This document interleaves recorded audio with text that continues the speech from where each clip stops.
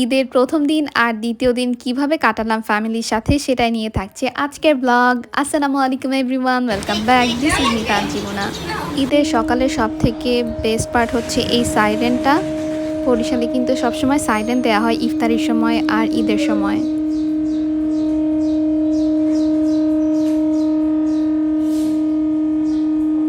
এই সাউন্ডটা শুনলেই এক্সাইটমেন্ট কাজ করে যে ঈদ চলে এসেছে। এদিকে দেখছিলাম আম্মু রান্না করছিল, সকালবেলা উঠে সেমাই রান্না করেছে, এরপর চটপটি রান্না করেছে আর কি জানি রান্না করছিল।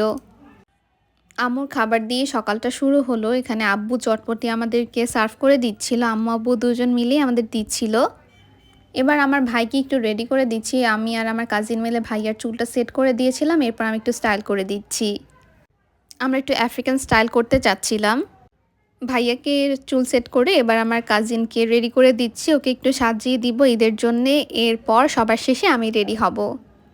ওর ড্রেসটাও খুব সুন্দর লাগছিল, আর ওর ড্রেসের সাথে ম্যাচিং করে একটু ওকে উইং লাইনার করে দিলাম। এরপর আমি দুপুরবেলা রেডি হয়েছি। এই তো এটা আমার ঈদের সকালের ড্রেস। এরপর দেখি আমার কাজিনরা সবাই চলে এসেছে। কিসের টাকা? তুমি 50 টাকা দিলে বিশ্বাস করবে না? 10 টাকা নিবি, 10 টাকা নিবি। এই যে ইউ রিসিভ 50 টাকা 50 টাকা কৌশিক ভাই দিয়েছে 10 টাকা দিব নিবি? না, 10 তো বলে টাকা যে না। বাতের 10 টাকা নিবি, নিবি, নিবি। সালামি নিয়ে এই ফাইজলামি তো চলতেই থাকবে। এদিকে দেখি আমার ভাই আবার সবাইকে মোহিতো বানিয়ে খাওয়াচ্ছিল। আমি ঈদ সবসময় বাসায় আমার ফ্যামিলির সাথে কাটাতে পছন্দ করি, বাসায় না অ্যাকচুয়ালি ফ্যামিলির সাথে কাটাতে পছন্দ করি আর কি। কে আসবে? আমি। আল্লাহ সালাম করতে হবে না, মুখে সালাম দিলেই হবে। সালাম দে। বড় সালাম দে।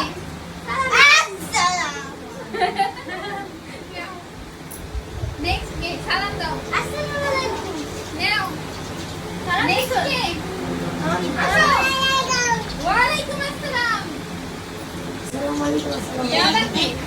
দেওয়া লাগবে? নাও। Oh my God! ওরা এই যে পাশার উপর একটা দিয়ে দেয়। আসসালামু আলাইকুম ওয়া রাহমাতুল্লাহি ওয়া বারাকাতুহু। ওয়ালাইকুম আসসালাম। ওয়েলকাম। আর কেউ বাকি আছে? আমি বাকি আছি। একটা পাশার উপর। ড্রেস চেঞ্জ করে রেডি হয়ে নিয়েছি। এই ভিডিওটা আপনাদের সাথে অলরেডি আমি শেয়ার করেছি, আপনারা চাইলে দেখতে পারেন।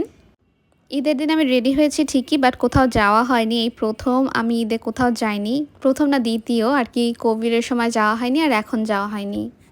আমার আম্মু যেহেতু অসুস্থ ছিল তাই আমি বাসায় ছিলাম, যে গেস্ট আসলে অ্যাটেন্ড করতে হবে।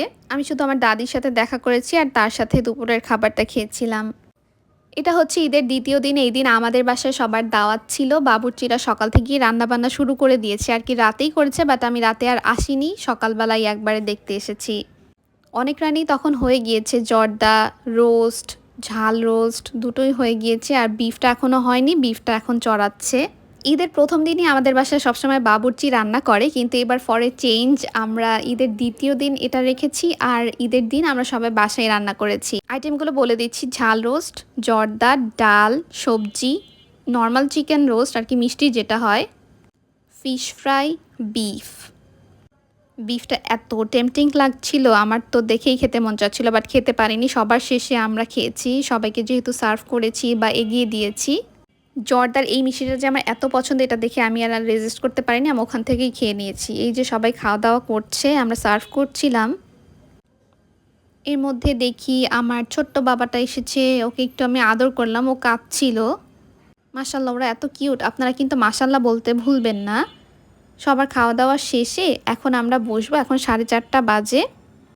এখন আপনাদের সাথে খাবারের রিভিউটা শেয়ার করছি। ফার্স্টে আমি মিক্স ভেজ দিয়ে খেয়ে নিচ্ছি, এটা বেশ মজার ছিল। এরপর ছিল ফিশ ফ্রাই। আমরা বিয়েবাড়িতে না গেলেও আমাদের খারাপ লাগে না, যেহেতু আমরা বিয়েবাড়ির রান্না আমাদের বছরে 2বার অ্যাটলিস্ট খাওয়াই হয়। সবজিটা বোম্বাই মরিচ দিয়ে করেছিল, এত মজা হয়েছে। এরপর রোস্ট দিয়ে খাচ্ছি, রোস্ট তো আমার অল টাইম ফেভারিট। বিফটাও অনেক মজা হয়েছিল, প্রত্যেকটা রান্না মজা হয়েছে, সবাই খাবার খুবই লাইক করেছে। খাবার দাবার খেয়ে এবার দিব দৌড়। আজকেও আমি ভিডিও করতে পারিনি আমার মেকআপের, যেহেতু আজকে একটু বিজি ছিলাম। আজকেও আমি বাসার জামা পরেই যাচ্ছি, ড্রেস আর চেঞ্জ করার সময় হয়নি। যেহেতু বিকেল হয়ে গিয়েছে, বিকেলবেলা আমরা সবাই যাচ্ছি ভাইয়ার পিকনিক স্পটে। এটা হচ্ছে আমার কাজিনের ঈদের দ্বিতীয় দিন। এখানে ফাংশন ছিল, হলুদের ফাংশন ছিল রাতে। তো দিনের বেলায় এখানে ডেকোরেশন করা হচ্ছিল, আমরা গিয়ে সবাই ছবি টবি তুললাম। আমরা মূলত ভাইয়ার বাসায় গিয়েছি, বাট দেখেছি এখানে সাজানো আছে, তাই আমরাও ছবি টবি তুলেছি। আপনারা চাইলে কিন্তু রায়তা পিকনিক স্পটে আপনাদের যে কোনো ফাংশনের প্রোগ্রাম করতে পারেন। এটার লোকেশন হচ্ছে পলাশপুর। এই তো আমরা একটু সবাই ঘুরে ঘুরে দেখছিলাম, আর ওয়েদারটা অনেক সুন্দর ছিল ঈদের দ্বিতীয় দিন।